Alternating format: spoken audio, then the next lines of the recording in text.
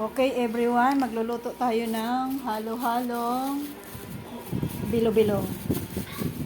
Meron tayong kamuting kahoy or balinghoy. Meron tayong gabi. Lalagyan din natin ng saging na saba. Pagkatapos, lalagyan din natin ng ubi. Ayan. Magbabalat muna tayo. Ayan, kamuting kahoy.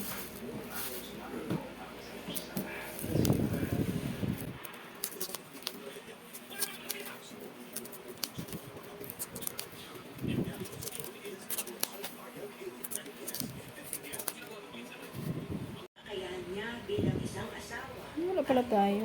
Yung kamote natin. Kulay violet. Kamote.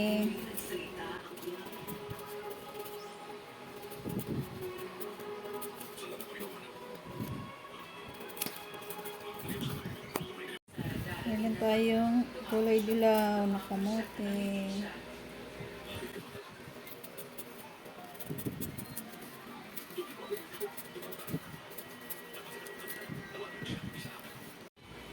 Yan. Then,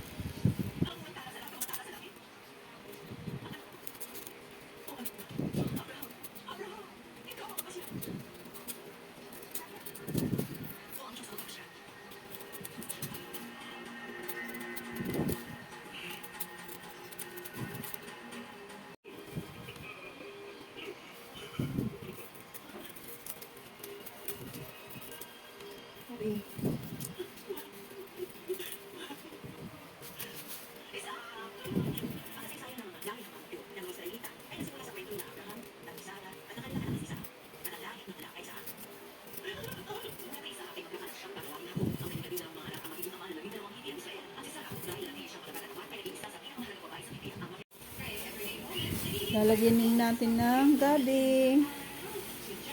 Yan, gabi. Ang sarap. Bukas mo yung asukal. Lagyan mo yung asukal, lagyan ng tubig para matunaw.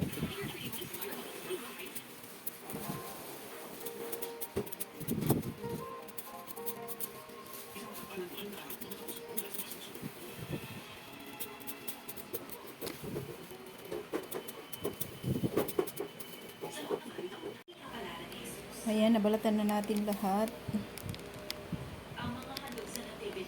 Ayan.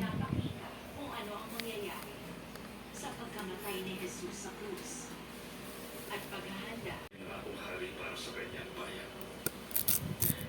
Hindi ba nakakatuwang isipin ang balikan ng mga pangyayari na ginawa ito ng Diyos na parang sinasabi, ito ang gagawin ko. Ito ang ginagawa ko. Pinapakita ko sa inyo na nung namatay siya, hindi siya basta mabubuhay lang. Nabuhay siya para mamatay. At sa araw pala ng pagsilang, ito naraman na magiging kapalaran.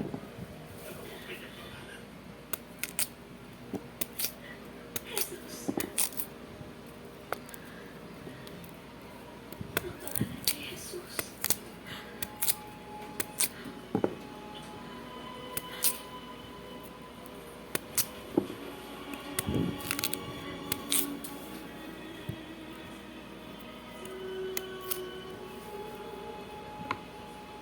Wala, i-edit mo. Tapos, lalagyan din natin ng saging. Balatan na natin yung saging, guys. Ayan. Kita nyo. Naiwain? Mamaya. Excited. Meron akong kasamang makulit na bata dito. Konti lang po.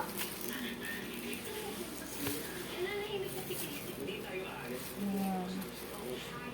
Saging. Kita mapulat pa. Huwag na, ako na lang. Huwag ako na may katulong. Kasi gusto ko maganda yung ano.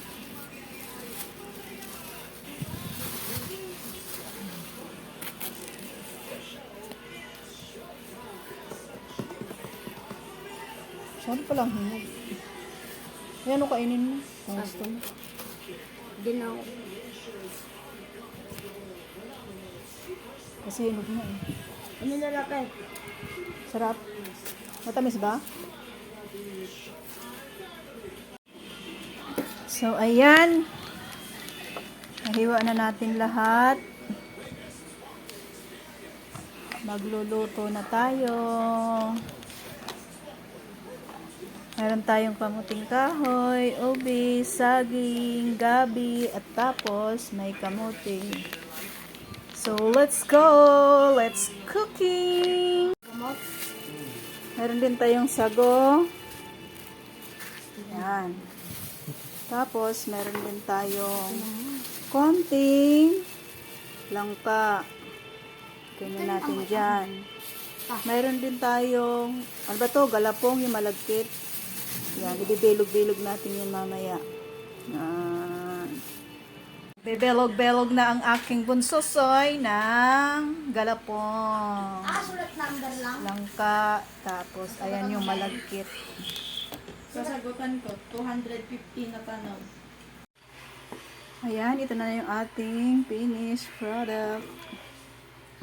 Paluto na tayo ng bilo-bilo. Ayan.